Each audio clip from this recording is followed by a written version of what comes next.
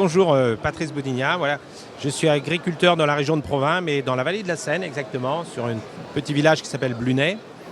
Et depuis 25 ans à peu près, j'avais planté des graines de moutarde pour essayer d'intéresser les industriels français à l'époque, d'avoir une matière première, en tout cas française. Et ça ne les a pas excessivement intéressés à l'époque. Et donc finalement, j'ai eu la chance de rencontrer un moutardier qui m'a aidé à faire une moutarde à mon nom. Donc on a pris Provins, c'était basé sur une ancienne recette médiévale. Et l'histoire a démarré comme ça. Voilà. Au niveau du côté agriculture, vous produisez que du coup des graines de moutarde? Non, je suis sur une exploitation céréalière qui a eu une petite période avec de l'élevage aussi, un élevage environnemental de vaches Highland.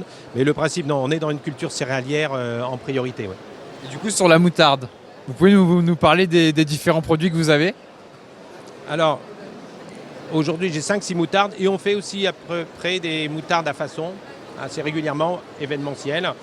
Donc, je vais vous présenter mes moutardes. Voilà. Donc, la moutarde à l'ancienne, c'est-à-dire qui est écrasée avec les graines entières. Vinaigre de miel, la première que l'on a fait, Provins. La champenoise qui est basée à base de vinaigre de marc de Champagne. Ensuite, nous avons ce qu'on appelle une jaune forte. En réalité, c'est une façon dijonnaise, hein. C'est une moutarde tamisée. Et ensuite, une moutarde à la rose. Nous sommes sur Provins, c'est bien d'avoir un événement avec Provins. Et une moutarde douce, c'est une moutarde condimentaire, un peu dans l'esprit des moutardes des Balkans. Là, c'est fait avec des graines blondes. Voilà. Il faut savoir que c'est grâce à l'Europe que l'on arrive à planter des graines de moutarde blondes en France. C'était réservé à l'Alsace et à l'Allemagne auparavant. Maintenant, c'est libéré. Donc, ça permet de faire des moutardes douces. Et où est-ce qu'on peut retrouver toutes ces moutardes? Bah, écoutez, il y a quelques restaurateurs parisiens qui les utilisent, je pense, spontanément, au Vert Volé, le bistrot du Maquis. Ils connaissent un petit peu. Sinon, dans différentes boutiques, voilà. Moi, je n'ai pas de boutique. C'est essentiellement revendu dans des épiceries locales ou bien des restaurants. Voilà. Et qu'est-ce que ça change du coup d'avoir une moutarde sénémarnaise alors que quand on pense à la moutarde, on pense tout de suite à Dijon? Oui, parce que forcément, Dijon est le grand berceau de la moutarde en France, c'est celui qui est resté. Mais on peut supposer qu'au Moyen-Âge, il y avait de la moutarde un peu partout qui était produite en France. Les gens la faisaient, c'était relativement rapide avec un pilon, on faire une moutarde qui était vendue à la journée. Et ce qui était intéressant, j'aurais pu être dans un autre département, l'important c'était de refaire une matière première française. Et encore une fois, je trouve très bien qu'on puisse importer des produits de partout, mais on doit aussi avoir, dans toutes nos productions, avoir une certaine autonomie. En l'occurrence, c'était un petit peu un challenge de refaire. Aujourd'hui, ça a l'air simple, mais il y a 25 ans, dire on a des graines françaises, ça n'intéressait pas grand monde. Hein.